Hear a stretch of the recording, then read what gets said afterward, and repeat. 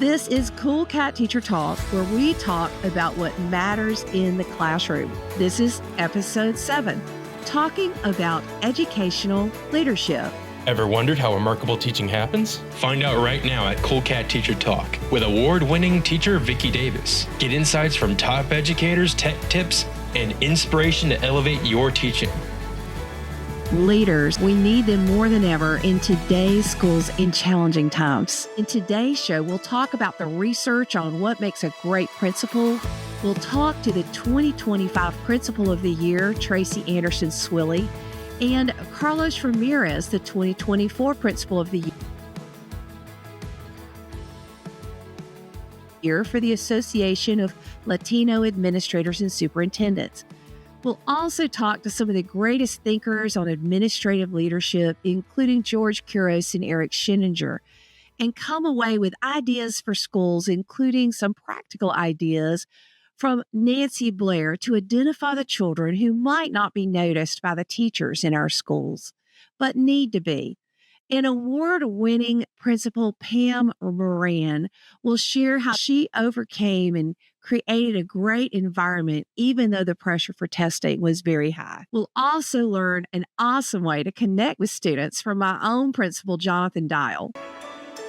First, we'll meet Dr. Tracie Anderson Swilley from South Carolina from the upcoming episode 866 of the 10-Minute Teacher Podcast. I'm so excited today to have Dr. Tracie Anderson Swilley with us. She is one of 3 finalists of the 2025 National Principal of the Year by NASSP. She's 2024 South Carolina Association of School Secondary Principals of the Year. Tracie, you are the principal at Fairfield Central High School. It's pretty astounding, some of the things you've done, in particular, your graduation rate. But could you talk about some of the accomplishments since you've been the leader there? I am so excited to share a little bit about the work that my staff and my students, my community have done here at Fairfield Central High School. One of the first things when I arrived was that I was the 4th principal that senior class had in their time here. So if that makes any sense, every year they had a different principal. Wow. My first commitment was to the students of longevity. I was committed to being here to see a freshman class all the way through a senior class through graduation. So a commitment to the students, a commitment to the staff. And here we are in year 12. So wow. Congratulations for sticking it out. Thank you. The first thing, though, was tackling the culture and climate. So together, we had to tackle the culture and climate of the school because just as a plant, without the right environment, no one can grow. So staff couldn't grow, students couldn't grow. So we had to do the environment of making our kids know, having a growth mindset, believing in themselves, believing in their abilities, exposing them to things outside of Winsboro, South Carolina. It's a very rural entity. And so making certain they understand that the world is still theirs for the taking, and making certain they didn't limit their mindsets and their thought processes and their career outcomes based on their zip codes. Right. That does not define them. And so making certain they understood that. Putting some systems in place of accountability, whether it was accountability for documentation, accountability for standards, teaching the standards, holding students accountable, holding teachers accountable to the preparations that have taken place, giving some good, solid professional development. And then the biggest thing as a leader is supporting your teachers and get out of their way. And teachers that know what they need to do, you provide them with the support, the tools, the equipment, the resources, and then you get out of the way and let them execute. I am here to support. I'm a collaborative leader by nature. So I love getting in there with my team. Actually, we're meeting this week to work on a project. So I'm always going to bring the minds around the table and not think I have a big S on my chest and that I'm supposed to do it all, because if you don't have that buy-in from others, it will not happen. So providing them with what they needed to be successful, having the right environment on the campus, and then, having them create the right environment in the classrooms, and then get out of the way and let them do what they've been trained to do and support and be their cheerleader along the way. And so that's kind of what we have done with our school, put systems in place, expose our kids eliminate the boundaries and obstacles that are in their way. When they walk through that door, I tell them all their last name becomes Swilley until they go back home to their parent. And wrapping the arms around them and giving them what you would want your kid to get. And and so that's what we have done here at Fairfield City. So when you were recognized by your local city council, what they said about you is that you've done an astounding job relating to parents in the community. What has been your secret there? Because that's not always an easy thing to do as you're shifting things inside the school, because, you know, everybody has an opinion, right? Right. Absolutely. I'm very transparent. I'm very open. I'll do live meetings. I'll do, whether it be on social media, whether it be a Zoom session. My parents have my cell phone number. I'm from a very small community, very similar to Winsboro, in a small town of Eastover, South Carolina. So I'm very familiar with the culture. I'm very familiar with going to churches. I'm very familiar with, you know, everybody knows everybody, because that's kind of grew up. So it felt like home to me. So I wasn't afraid or intimidated to go out in the community and be a part of the community. And I think that's why it's been received well, is because, you know, I can assimilate and use the educational jargon, but then I can also speak in regular layman's terms. And then I can also put the hat on of a parent and say, I am a parent. My kids are in these buildings. I believe so much so in what we're doing here that I'm going to put my personal students and my personal children in the building, because they could have gone, we were zoned for another district because I live in Columbia, and they could have gone to a neighboring district, but they came to the district with me because I believe in what we're doing here. And I think once you're relatable, once you meet people where they are, then they will receive you. And that's been, you know, what I have experienced here in Fairfield County. Well, you can feel the pride when you go on your school website. And obviously your hashtag is protect the brand. Yeah. But I liked that you not only had sports, but you had things recognizing the newspaper staff. And because, you know, schools are so often it's all about sports, but it's not all about sports, because every child has a different place to belong. And one thing that's in all the writing that you've done is just that every child needs a way to thrive. Could you talk about that? Yes, our theme this year is Protect the Brand, and it was actually coined by a Fairfield Central alum who was also a staff member. He passed away January 1st of this year. Oh, I'm sorry. But she coined that phrase because we are here to protect the brand in athletics, academics, and the arts. So it's not just a one standout in athletics. And so with that, I believe every child has some outlet or something they enjoy doing that we need to tap into, so that every child can have that experience that brings them joy, brings them success, while they maybe push through some of the things that are not so fun that they have to do. And so I believe in that, so much so that we have an activity period here. And tomorrow will be our first club day of the year. And so it is where my staff is able to offer club options to the students based on a hobby that they enjoy, but things that our kids have requested. So we have the full gamut, whether it be a chess club, pickleball, art, anime. We have crocheting, drawing by design with diamond drawing. We have a little bit of everything that will happen. And so students get an opportunity to pick that. I also believe in having them the opportunity to do the arts. So we've even added arts to our after-school tutoring program to be able to afford students the opportunity to learn choral music, participate in the band, participate in orchestra, the art, visual arts, theater, dance. We have the full gamut of offerings for our students. And then in the academics, academic challenge team is very big here. We have won the region in academics, and so we celebrate them just as we do athletics. We had our first academic pep rally last year. Wow. Because it's no hierarchy. You know, we understand that all of these things make students thrive. And so we want to celebrate the kid who pushed the buzzer in the quiz bowl, just as we would celebrate the kid scoring a touchdown. Yeah. Because both of them will give them opportunities in life, success. Athletics can give you the opportunity to keep going, but athletics without academics no longer is the case. And so making certain our kids understand being well-rounded. Another big part that we push is community service. So making certain that our kids understand the importance of uplifting their community and giving back in a positive manner. And so I just believe in offering something for everybody, because I think sometimes people think high school is boring. No, high school can be fun. We have to engage our children just like we do in the elementary. I often tell people high school kids are just bigger kids and bigger bodies. That's it. And us adults are even big kids too, aren't we? Yes. Teachers like to have fun too. So I know there have to have been some hard days. And I mean, it happens to everybody. It happens to every teacher, every principal, everyone I've ever talked to. We've had those moments. Talk us through how you talked yourself into staying and what came out of your persistence in the face of an insurmountable problem. I think having the right people on the team is what pushed you through the hard days. I can remember hard days and I'm like, why am I doing this? Not only when you're facing ridicule about a big decision. I think we saw it a lot in the pandemic, a whole lot. People wanted you to have the answers to things that were totally out of your control. And, people looking to you to have all of the answers and you don't have them yourself. So it was a lot of days that I've questioned my ability, making decisions that I have made that have been questioned and not supported, that I just knew this should be a no-brainer.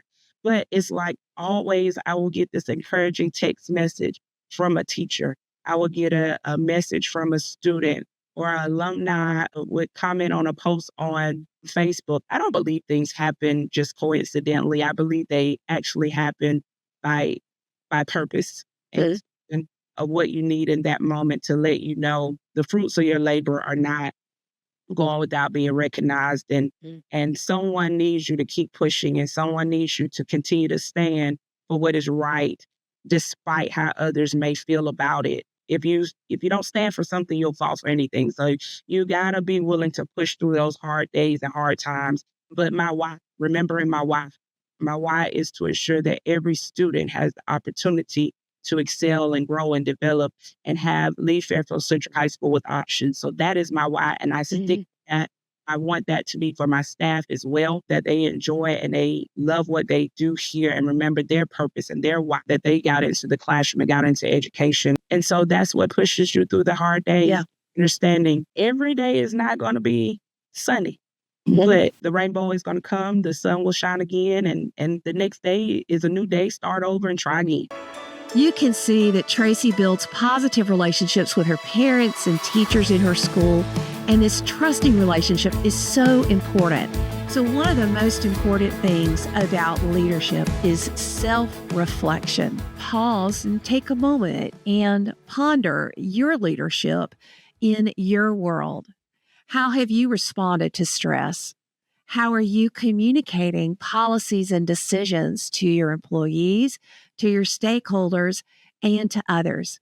And how are you building positive relationships with others at your school? Todd Whitaker, author of What the Best Principals Do, shares his 3 characteristics of leadership. And one of them, he states that excellent principals routinely consult teacher leaders for input before making a decision.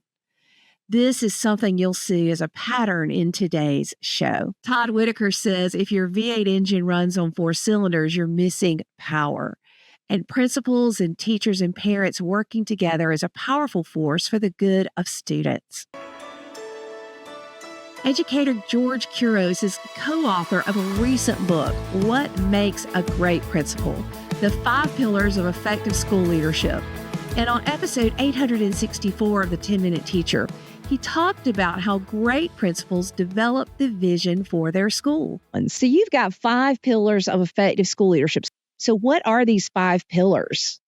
Yeah, so we looked at a lot of different organizations around the world talking about like what effective leaders, and they'll have 6 standards, 8 standards, 3 standards, whatever. So we narrowed it down to 5, and the 5 are relationship builder, continuous learner, talent cultivator, resource maximizer, and visionary. And part of the thinking behind these pillars is the idea that Alice and I and the contributors, we never said there's only one way to be an effective principal. Mm-hmm. So did anything shock you? One of the things that I've always challenged people, especially teachers, is would you want to be a learner in your own classroom? Mm-hmm. And the thinking behind it, I remember being challenged once saying, well, we should ask the question, would you want to be a teacher on the staff of a principal? I thought that's actually a really important piece. And so when a lot of people take that quote out of context, is like, well, I would love to be in my classroom. I love the way you teach. And it's not that. That's not what I'm saying. It's like, do you actually understand the perspectives of the people you're serving? Yeah. I think that's something that was really powerful. But also there's some like timeless things here too. The thing that I hear all the time is that principals bring out something better in their staff when they're really, really effective. So I ask people all the time this question, like, hey, how's your principal? And if they say to me like, oh, they let me do whatever I want, I'm like, oh, that's not a good thing. No, it's not. I understand the perspective, because we want to be trusted. We want autonomy in our practice. But if someone just leaves you alone, I don't think you'll actually ever get better because of their leadership. Kind of finding that balance of like, when you push someone, when you back off. So if you could travel back in time, what are the key takeaways that you would tell yourself on day one based on what you've read in the book? Well, the biggest thing is like probably know who you serve. And I think one of the big takeaways, Allison and I talked about this, I remember texting her, is saying the visionary pillar has to be last. And most people will go into a school where their vision comes first, where they have a vision of what they're going to do, how they're going to do it. And I would honestly say that there's probably one of my issues when I first, like I really, had this idea of where we want to go as a school. But as I got to know my people and realized like, hey, a lot of the things that I'm really good at, they're not good at. And a lot of things that I need to be better at, they're really good at. And so we got to kind of complement each other. And we got to kind of figure this out, because it shouldn't be just this shouldn't be just an embodiment of George, but us as a community. So we talked about that idea of kind of slowing down, getting to know the people you serve, getting to know their strengths, getting to know where they want to go, and building that vision together, which is way easier. And I don't think I did that in my first year as a principal. I got better as it went, because I realized that it's really hard to implement a vision that no one else is buying into. But if you build it, they're more likely to buy into it. So I think that was probably one of the biggest takeaways for me personally in writing this. And as we were kind of reading the chapters are going, is like the best way to build a vision for a school is not come in there and mandate it on people, but build it together. Well, I've read so many things that say people first is the only way to go, because people first does get you results. When you sit down and your principal actually knows what's going on in your life. And while I always want excellence in my classroom, the way he handles me this month might be different than next month, or when I'm planning my son's wedding, or whatever is going on, those relationships and those expectations. And I think that's what makes you feel valued, when somebody actually knows you and works with you, because we've got a lot to juggle. Yeah, it goes with the ebbs and flows of, who you are as a person, right? Like I can't say that every day I had in education, I was having a good day, right? There's a lot of days, and I had people that really supported me when I struggled, and I knew they would count on me. And I think a lot of times the worst days you have in education, that's when you find out who you trust the most and who will be there for you the most. And then when you have those good days, they're way better, because you want to go above and beyond for the people that supported you when things were going wrong. So yeah, that's something that really kind of stuck out. I think the other part of it too that really connected with me was a lot of the best principals are very similar to the best teachers. I used to think when I first started teaching, the best teachers in the world, they could tell you October 12th at 10:30 a.m., here's where I'll be in math, because they're going to get their kids there. And that's why, they do their photocopying for the entire year 2 weeks before, and they were done. You'd never see them in that room again. And then I started to realize that I don't even know these kids. How do I know where they're at? Maybe they're ahead of it. Maybe they're behind it. And so it's the same thing, right? With leaders, you don't know who you serve, so get to know them and kind of figure out along the way with them. There's a lot of these characteristics I think are applicable to teachers as well, because the whole thing about education, it's about elevation. How do we elevate those we serve? Great principals are important, and if you have one, I hope you will thank him or her. An excellent 2012 article in the Harvard Business Review was titled, "How Damaging is a Bad Boss Exactly?" This article shared that 60% of employees working for the U.S. federal government were miserable. But it wasn't because of low pay, poor performance, benefits, or not enough vacation days, but because they had bad bosses. In my own experience, I was a boss.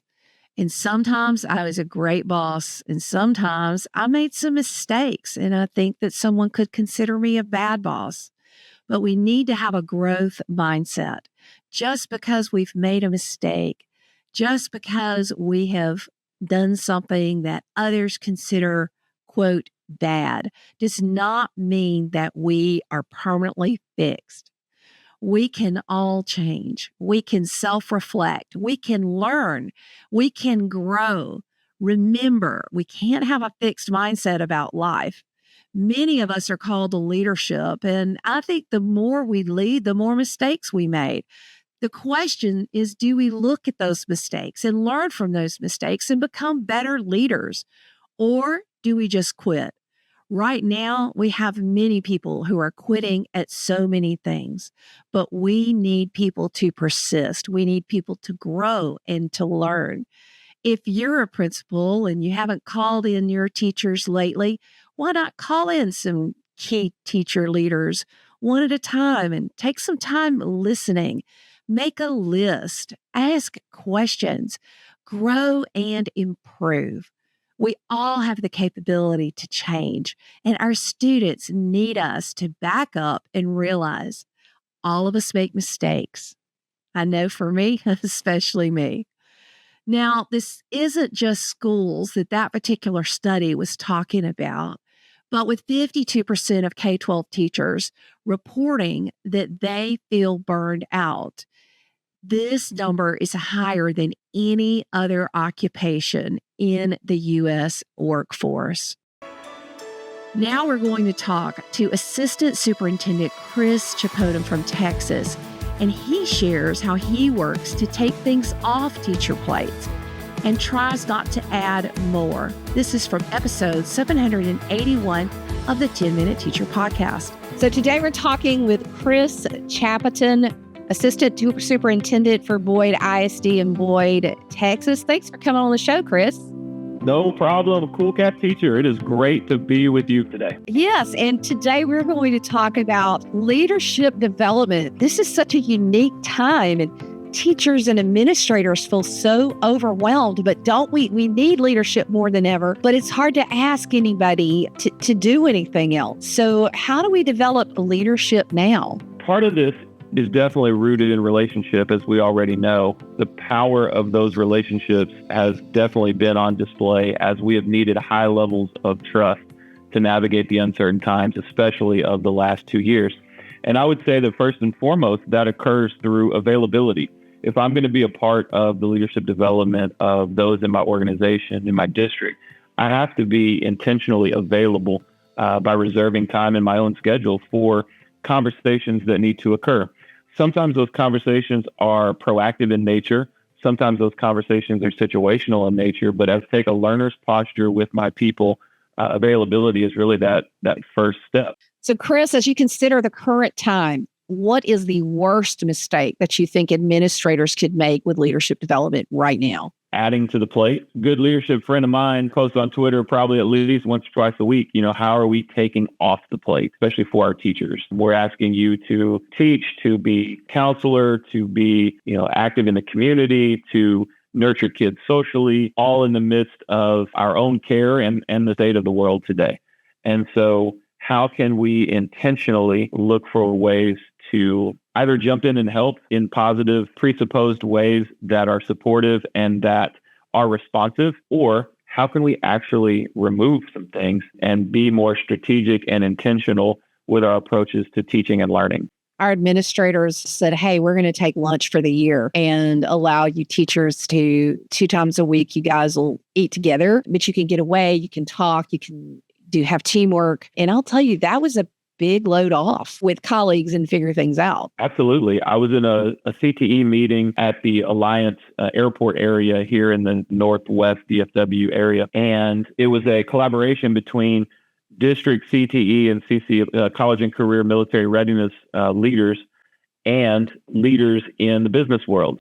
And it was this dialogue about preparing students and the workforce. A couple things stood out to me in terms of leadership development. One is the trust of employees.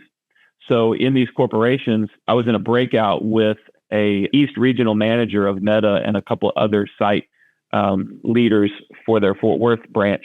And they talked about having the opportunity to have some management and influence over their own time. Educators, I think sometimes we feel like we're doing something wrong if our day isn't cram-packed with something every moment of the day. And so they talked about intentional times to do things like play ping pong, intentional times, rhythms of rest throughout the day. They talked about a chef and a cafeteria experience that was outstanding. And I've seen some of these play out at visits to Apple and Google facilities. All of that may not be practical for a school setting. However, there are small wins, like you just mentioned, with administrators taking lunch, where we can give trust and we can give time to our teachers. I found in my career that if we can give those two gifts to our teachers, they come up with amazing ideas and they bless and influence kids in ways that wouldn't otherwise be possible. And so that was an amazing part of the experience with this CTE and corporate meeting. The other part was the corporations were talking about how what they were looking for was honesty, integrity, collaboration, and team players. When it came to what are the skills in your workforce or in your company that you are looking for the most, those were the skills. Their approach was the technical aspects of the jobs. We can train people in that, but we can't necessarily train you to operate with integrity or to have a team first disposition in regards to your job. You know, as I was thinking about leadership development, whether that's administrator development or teacher development, those are the skills. I think we can all agree that improving teacher and principal relationships is essential for us to move forward. But now let's talk about great principals and their relationship with students. We'll learn how Carlos Ramirez ensured that every student felt included.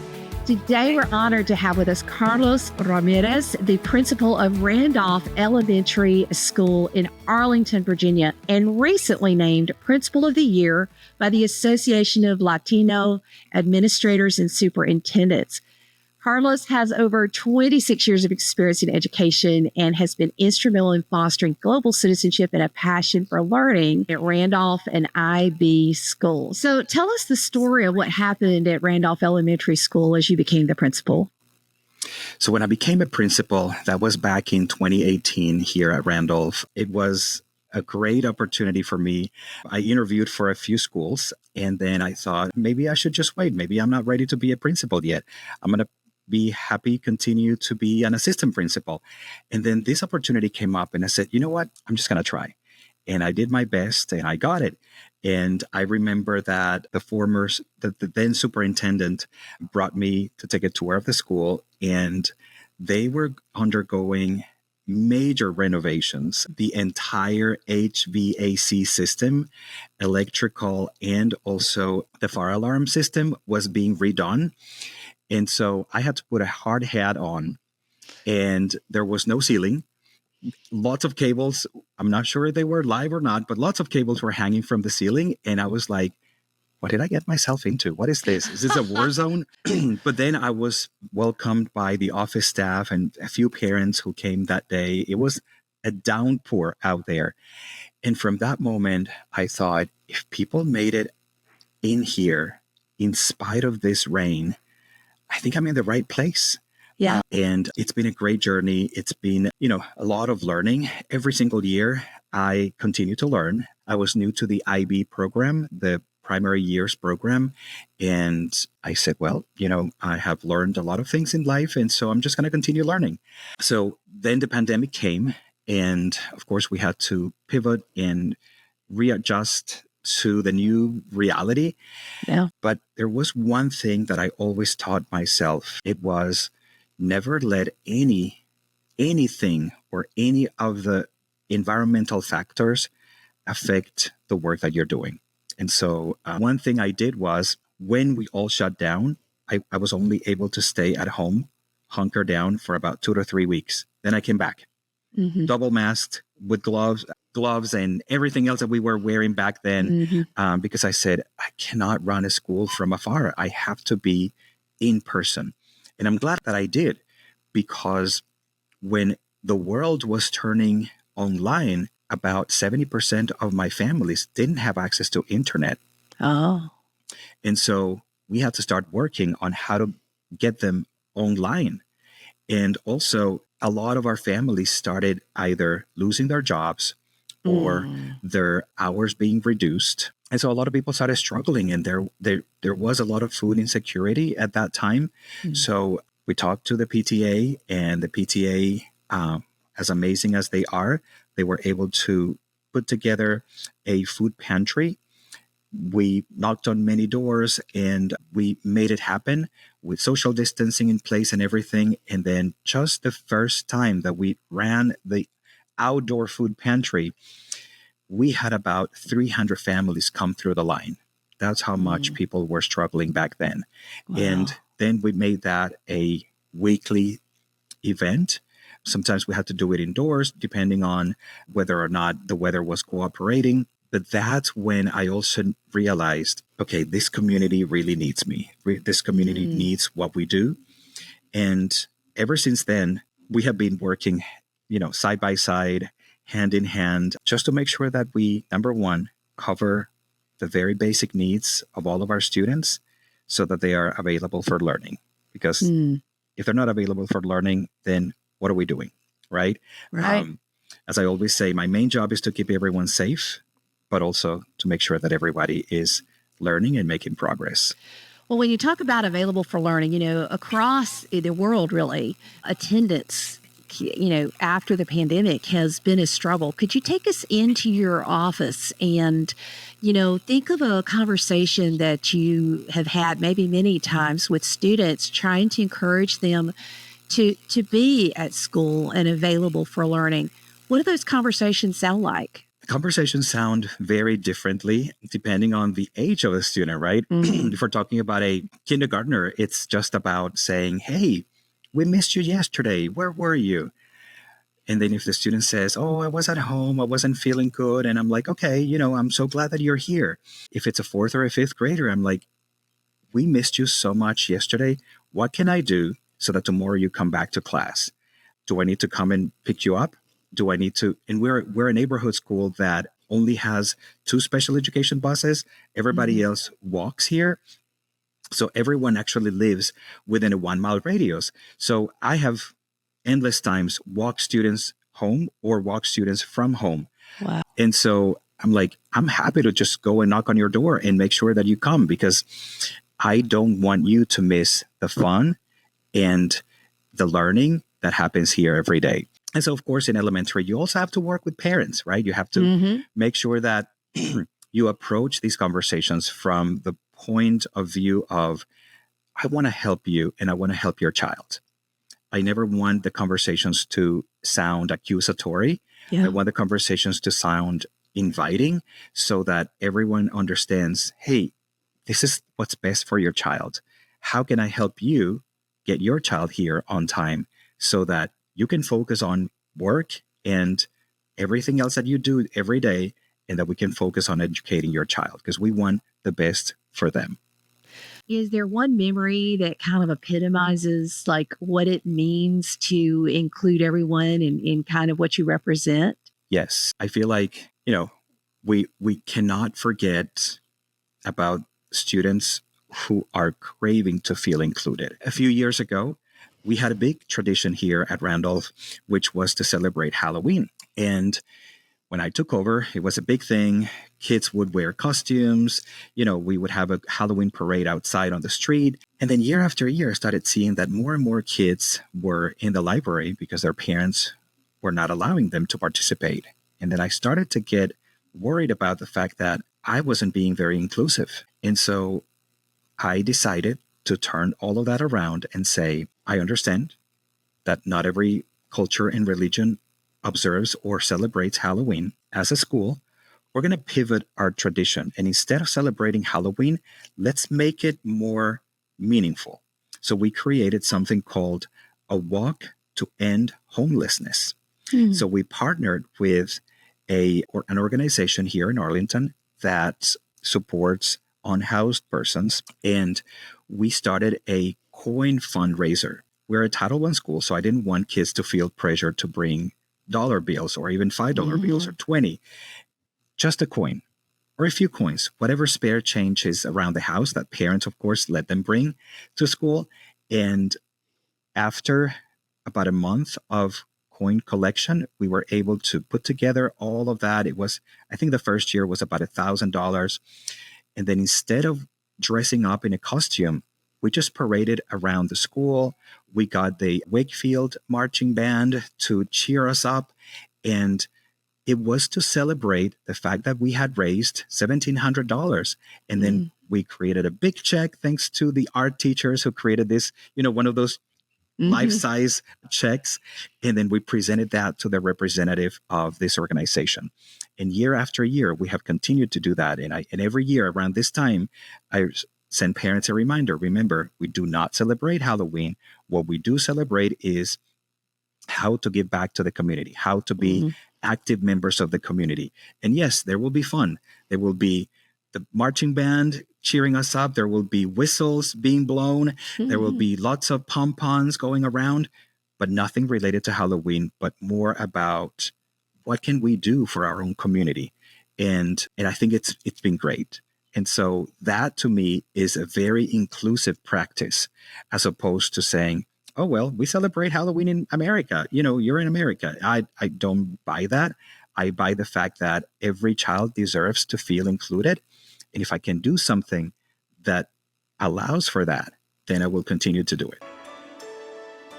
Principal Carlos Ramirez shows us how noticing things and talking to students makes a great principal. Sometimes principals have to be intentional about noticing, and then they work to implement creative solutions to what they notice. You cannot always Google or AI your way into the right decision.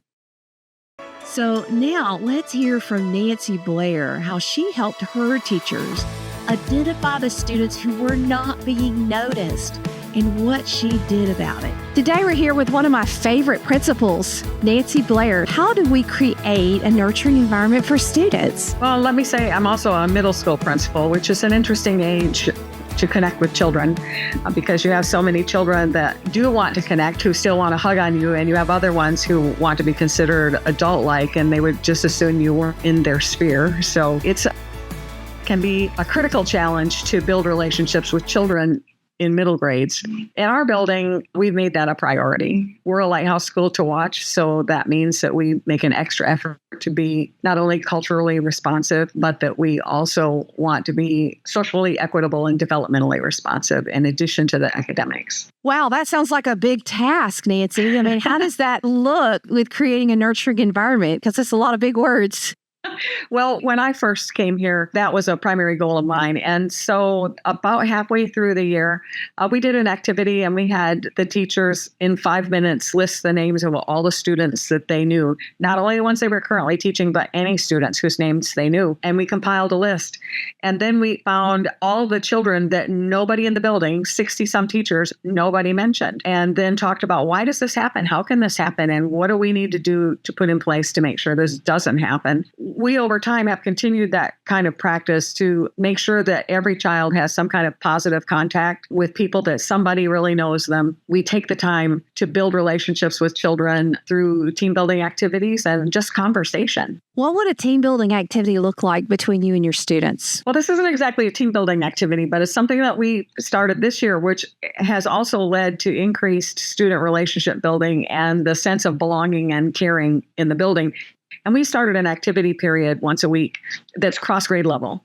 And it's interest-driven. The children had over 50 options to sign up their first, second, and third choice. And they range from physical kinds of activities like team sports or running or walking to robotics and working on their science fair project. There's a quiet reflection room for children who want to just think and be and pray, whatever they want to do quietly to themselves, reading, do-it-yourself groups. And so tapping into the children's interests and allowing them not only to sign up for what they wanted, but they are free to suggest activities that they would like us to have a group to do. It's made a huge impact on the student population, and the teachers talk about getting to know the children in a different way, in children that they don't normally see. It's been really quite incredible to watch that. The activity Nancy talked about is not a once and done thing. As leaders, we have to constantly ask ourselves, who's not being noticed? Who's slipping through the cracks? There's an old study about cows, and you think, well, Vicki, why does this relate? Well, and they found that cows that had names made more milk than cows that did not. There is something innately biological about us to have our name called.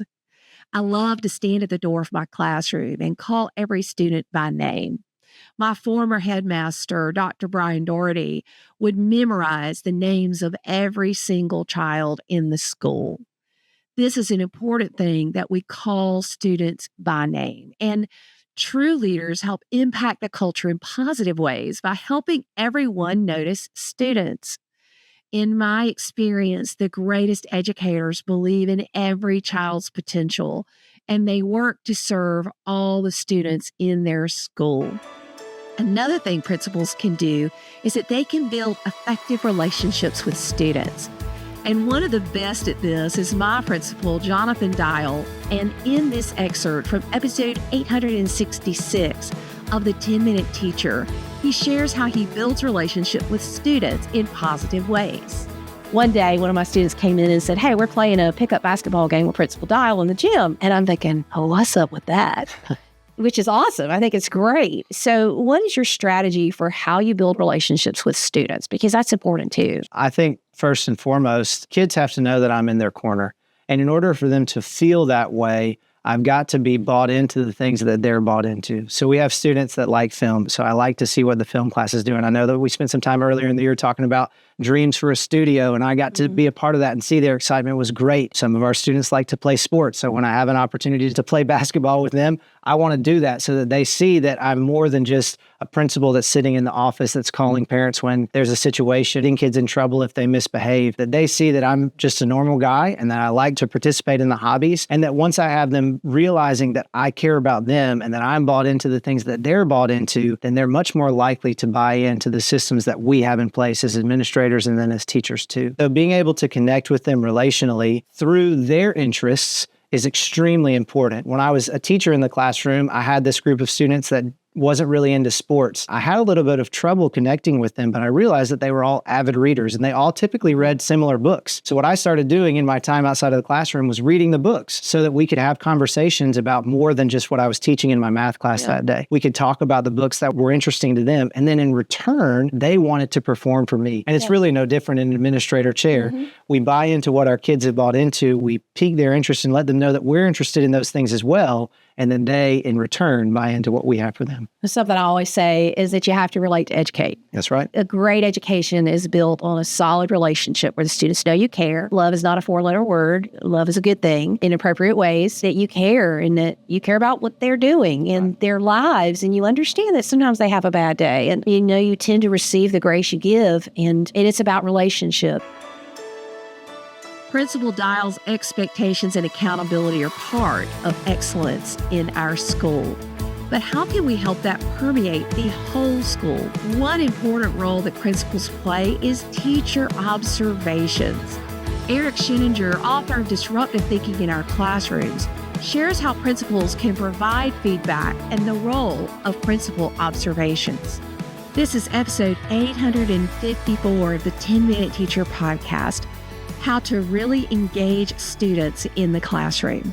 Think about, what would you say this moment in time to the principals out there? They're ready for that excitement. They're ready for that culture to get shifted like it needs to be.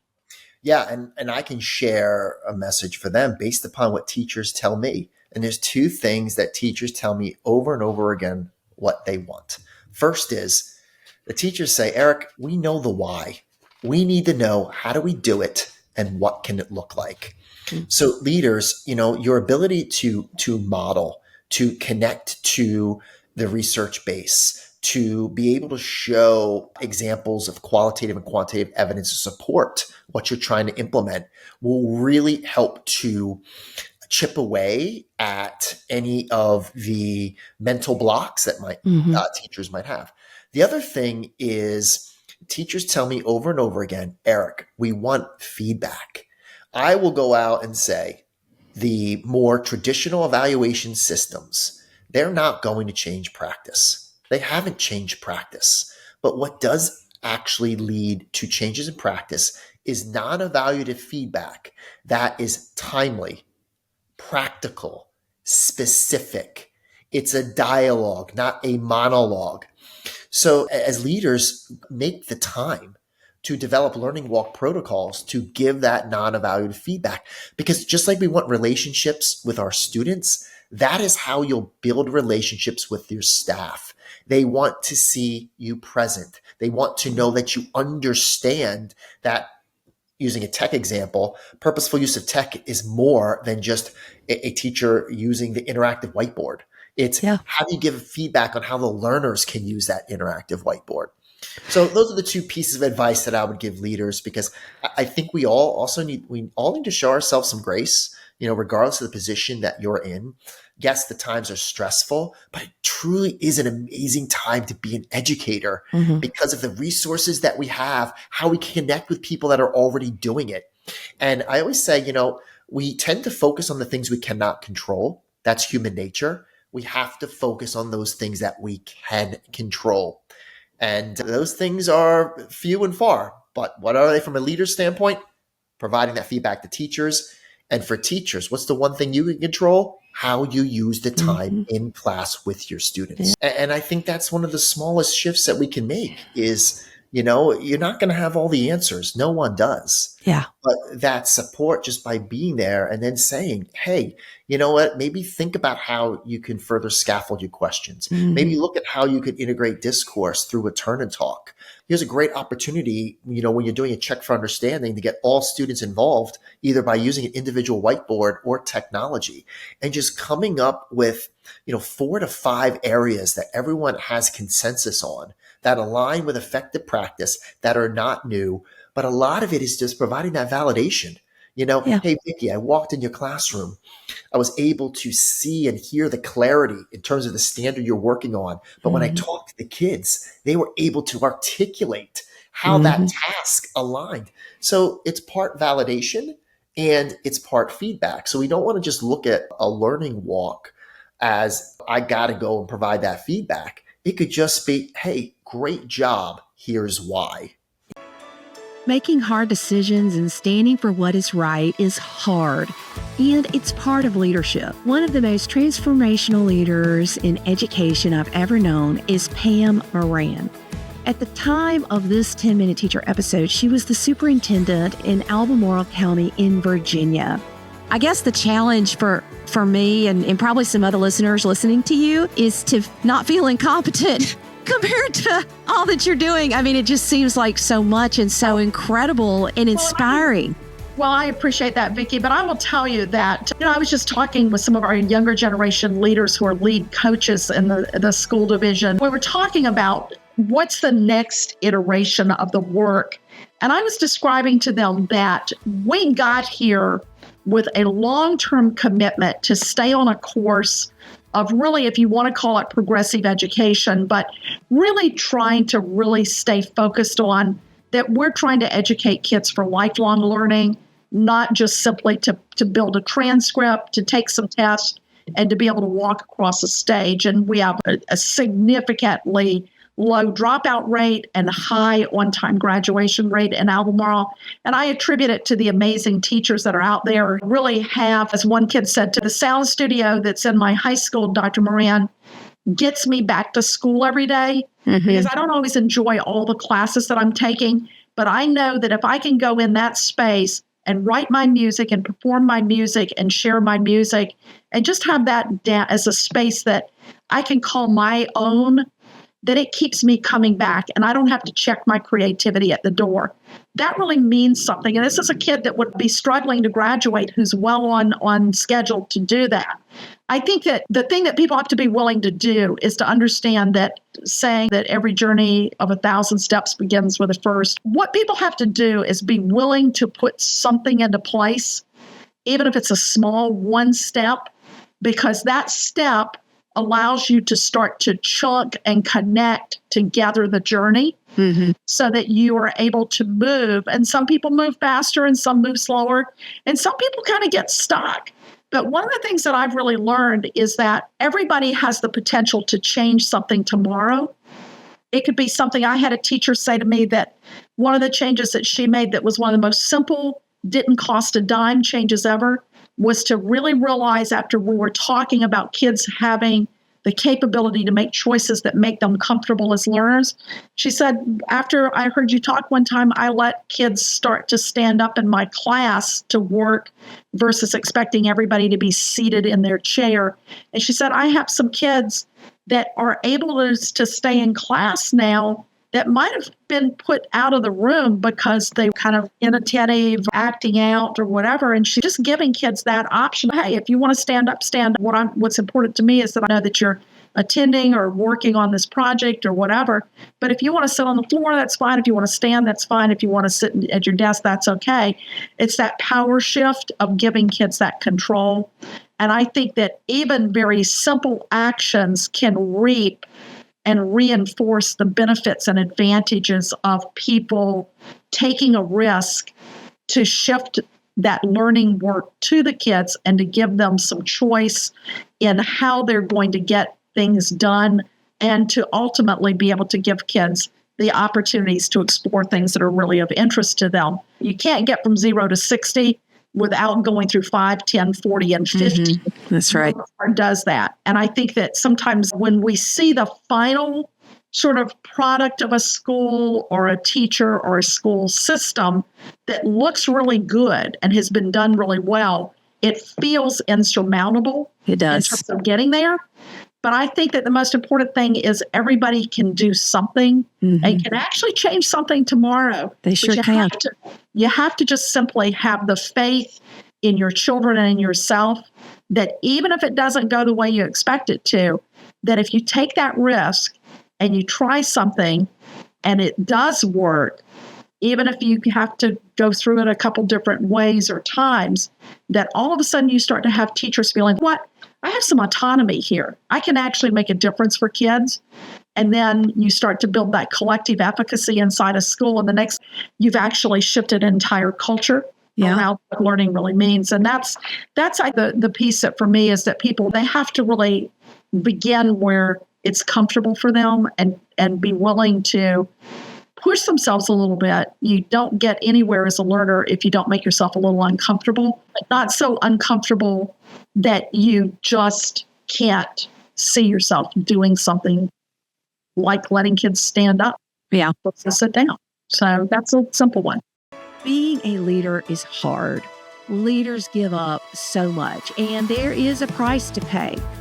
Maybe today you and I need to both go thank our principals. We need to remember, though, that saying thank you doesn't mean a blanket endorsement of everything a person does. But I want you to think about this. Every principal lives with the fact that nobody on their staff agrees with them all the time. And this is a lot at like being a teacher, because not every student agrees with us all the time. But a principal has to lead. Great leaders are constantly moving forward in ways that can upset people. As leaders, all of us must face up to our shortcomings and the shortcomings of our teachers and our school, because we all have them. We all have to look to press forward with excellent ideas and a can-do attitude. We all lead. There are children everywhere watching you. And what we do is important. And what we do when we mess up is even more important. There's a time to apologize.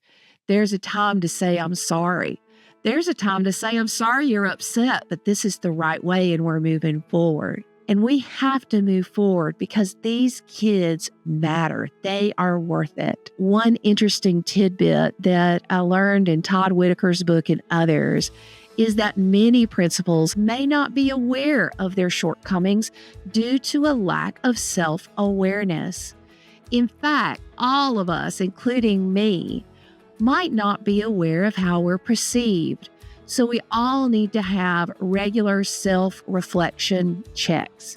We need to seek the feedback of others, involve ourselves with diverse groups of stakeholders in our school, and constantly seek to learn and improve ourselves. And when we do that, in the end, we do have to remember that leadership can be lonely, and ultimately, the decision rests on our shoulders. So when we've sought all the input, when we talk to all the people we need to talk to get their thoughts, and if you're like me, you'll pray about it. When it's time to make the decision, we make the decision. When we communicate that decision and we move forward and understand that our lives are not ruled by majority rule. We each have accountability and have decisions that we have to make in our own lives, whether it's in our homes, in our classrooms, or in our schools.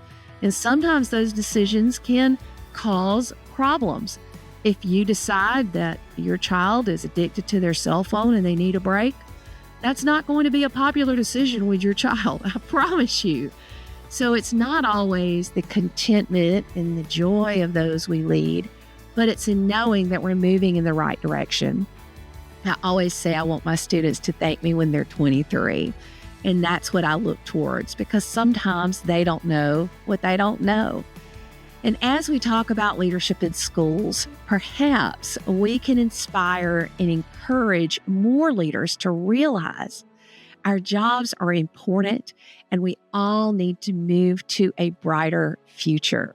There's a fantastic book called Multipliers. And in that book, it talks about how some leaders multiply us, that we accomplish more under their leadership than we ever could have done by ourselves.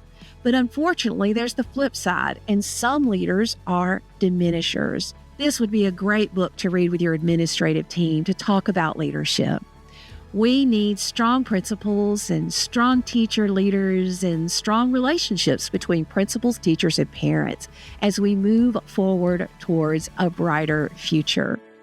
Thank you for listening to Cool Cat Teacher Talk, Episode 7, talking about leadership. I hope we can continue the conversation at coolcatteacher.com/talk leadership.